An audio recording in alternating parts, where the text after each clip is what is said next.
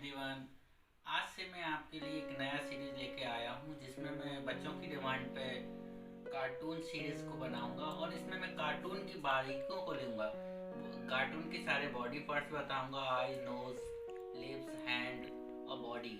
इसमें सारे को डिफरेंट डिफरेंट तरीके से आपको कार्टून बनाना सिखाने वाला हूँ। तो इस सीरीज में बहुत सारे मैं वीडियो बनाऊंगा। पहले मैं आज जो वीडियो बना रहा हूँ आपके लिए उसमें पूरा फिगर बनाऊंगा, लेकिन मैं आगे आने वाले वीडियो में इसके बॉडी पार्ट्स के बारे में भी आपको सिखाने वाला हूँ। तो इसको मेरी जो सीरीज रहेगी इसको कंटिन्यू देखिए, तो आप कार्टून को बनाना आप बहुत अच्छे से सीख।